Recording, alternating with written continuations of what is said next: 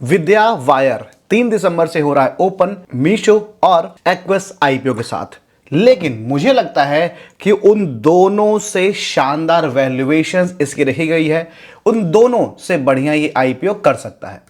Detail में चर्चा करेंगे इसकी वैल्यूएशन के पहलू के साथ साथ इसके बिजनेस के लॉन्ग टर्म ग्रोथ के साथ साथ इसके बिजनेस का अभी करंट सिचुएशन में लिस्टिंग के ऊपर क्या इंपैक्ट पड़ सकता है, फ्यूचर कैसा है, फाइनेंशियल डेटा कैसा है, केपीआईज कैसे हैं और साथ में ही ग्रे मार्केट में क्या डिमांड निकल रही है और हमें एक्चुअल में क्या करना चाहिए, सब कुछ बताऊंगा आपको विद्या वायर्स के बारे में। बता दूं मीशो आईपीओ और एक्विस का डिटेल रिव्यू चैनल पे डाला जा चुका है, डिस्क्रिप्शन में आपको लिंक मिल जाएगा, जरूर देख लेना। तो मैं अंकुर आप सभी का इस नई वीडियो में स्वागत करता हूं। इसकी डिटेल्स को स्टार्ट करूं उसके पहले आप सभी को बता दूं कि हम एक सीबी रजिस्टर्ड एडवाइजर नहीं है। इस वीडियो में जो भी इंफॉर्मेशन दी जाएगी वो इन्फॉर्मेशनल एजुकेशनल पर्पज से होगी, हमारी तरफ से कोई रिकमेंडेशन नहीं है। कोई भी डिसीजन बनाने से पहले अपने फाइनेंशियल सलाह ले सकते हैं, अपना पर्सनल नॉलेज आके रिस्क एनालाइज करके ही कोई डिसीजन बनाएं। वापस आते हैं और डिटेल्स को स्टार्ट करते हैं इसकी बेसिक डिटेल्स से, जो कि बेहद इंपॉर्टेंट होती है बिजनेस को स्टार्ट करने के पहले। तो आईपीओ 3 दिसंबर को ओपन होगा और 5 को हो जाएगा क्लोज।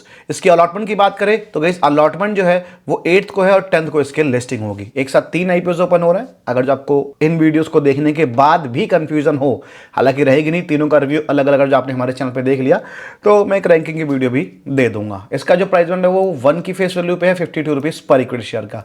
प्राइस बंड सस्ता तो लग रहा है बट एक्चुअली 520 रुपए का प्राइस रखा गया है, जिसको स्प्लिट कर दिया गया बाई 10 और फेस वैल्यू 1 की हो गई। मतलब भविष्य में कभी हमें स्प्लिट नहीं मिलेगा। तो एक्चुअली प्राइस सस्ता है नहीं है, आगे हम देख लेंगे। 288 शेयर्स का लॉट साइज है रिटेलर्स कैटेगरी के लिए। 300 करोड़ का छोटे साइज का आईपीओ है और छोटे साइज के आईपीओ की खास बात होती है कि सब्सक्रिप्शन बहुत बढ़िया हो जाता है और अलॉटमेंट के चांसेस कम होते हैं पर गेन के चांसेस काफी हायर साइड होते हैं। इसमें मेजर पैसा जो है 300 में 274 करोड़ का फ्रेश इशू है, बाकी 26 करोड़ बचा हुआ ओएफएस रखा गया है और 35% कोटा है रिटेलर्स के लिए, जो कि अपने आप में बहुत अच्छी बात है भाई, बिकॉज छोटे साइज का आईपीओ है। 50% क्यूआईबीज और 15% एनआईआईज का शेयर इसमें रखा गया है। अब विद्यावायर के बिजनेस की बात कर लें तो ये 1981 से बिजनेस कर रही है और ये एग्जैक्टली वायर के बिजनेस में नहीं है। आपको दिखा दूं मैं इससे कुछ प्रोडक्ट देख सकते हो। ये कंपनी जो आप होम अप्लायंसेस के वायर सोच रहे थे नाम सुन के, तो वो नहीं बनाती है, उससे अलग बिजनेस है। आप फैन ले लो, आप मोटर ले लो, आप कोई ऐसा मूवेबल इलेक्ट्रॉनिक आइटम ले लो, वहां पे इस तरह के वायर यूज होते हैं, वायर की वाइंडिंग होती है। इवन जो इलेक्ट्रिक कार चलती है उसके मोटर्स में भी ये यूज होते हैं।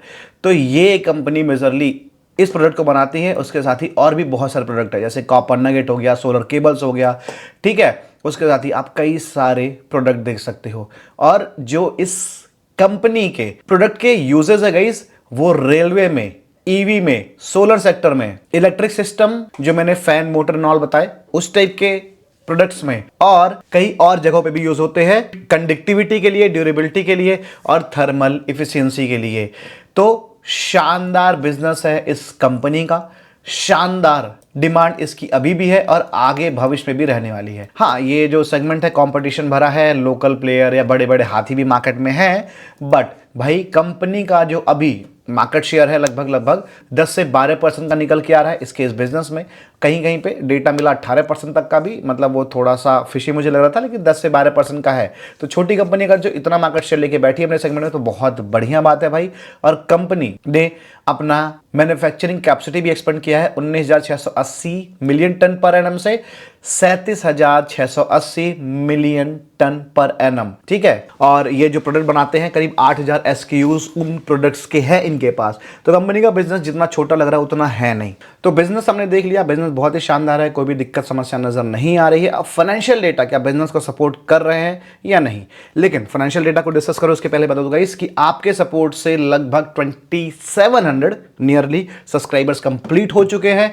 हमारे चैनल पे मात्र 300 और सब्सक्राइबर्स की जरूरत है तो ये फैमिली 3000 की हो जाएगी। अब वीडियो आप लेट देख रहे हो तब भी सब्सक्राइब कर देना। आप ऐसे 70% लोग सपोर्ट नहीं दिखा रहे हो, काफी मेहनत से ये वीडियोस बनाई जाती हैं, काफी टाइम लगता है आपके लिए, तो प्लीज सब्सक्राइब कर लेना ताकि ये फैमिली और बड़ी हो सके। तो हम वापस आते हैं, डिटेल्स को अपने स्टार्ट करते हैं कंपनी के फाइनेंशियल्स से।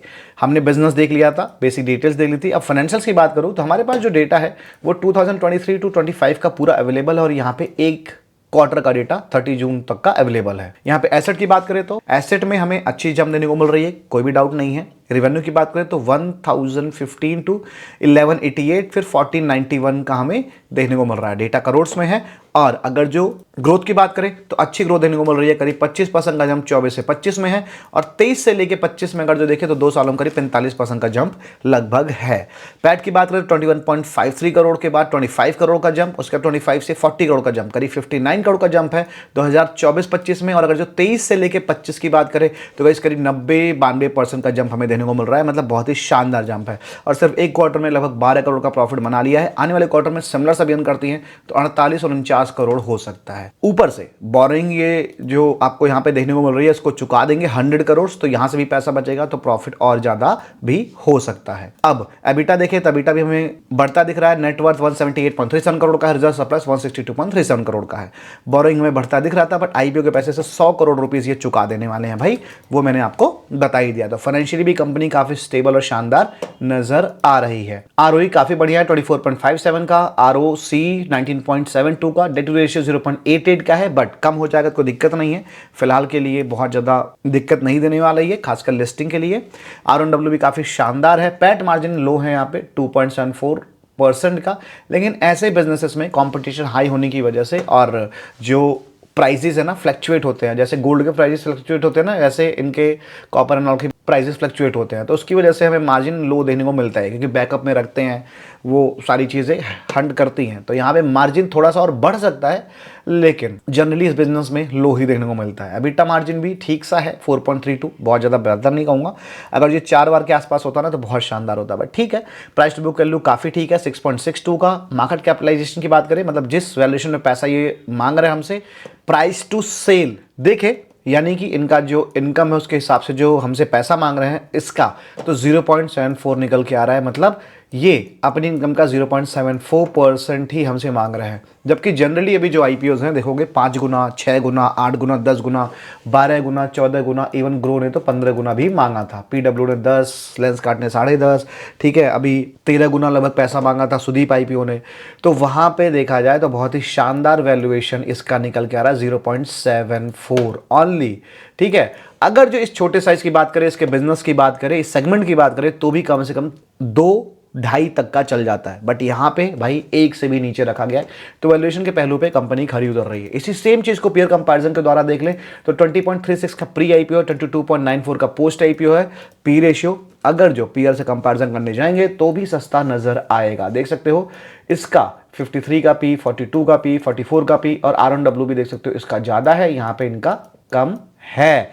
प्राइस टू बुक वैल्यू भी इन दोनों का ज्यादा, इसका थोड़ा सा कम है। तो यहां पे हर एक पहलू पे कंपनी काफी अट्रैक्टिव नजर आ रही है। अब हो सकता है चीजें कुछ फिशी आ जाए, कोई बैड न्यूज आ जाए, कुछ ऐसा आ जाए, उसकी वजह से आईपीओ में कुछ गड़बड़ झाला हो जाए तो अलग बात है, नहीं तो फिर आईपीओ काफी अट्रैक्टिव लग रहा है। और बता दूं तीनों आईपीओ की लिस्ट में ये सबसे पहले नंबर 1 पे रहने वाला है इन टर्म्स ऑफ सब्सक्रिप्शन। अगर जो सारी चीजें जो दिख रही है, जो पीछे रिसर्च की है मैंने, उसके हिसाब से ठीक है, तो कुछ ऐसा नहीं निकल के आ जाए प्रमोटर पे केस है, कंपनी पे केस है, या प्रमोटर ने कुछ कर दिया या रिजाइन दे दिया, कंपनी से कुछ लोग भाग रहे हैं, ऐसा कुछ नहीं आता है, तो कंपनी काफी अच्छा कर सकती है। इस चीज के लिए मैं बोलूंगा आपको सिर्फ डे 1 पे इग्नोर कर देना चाहिए, डे 2 ज्यादा सेफ होगा, डे 3 पे रुकने के लिए नहीं बोलूंगा, डे 2 भी ठीक है इस आईपीओ के लिए, बट अलॉटमेंट के चांसेस लो रहने वाले हैं, इस बात का ध्यान देना है।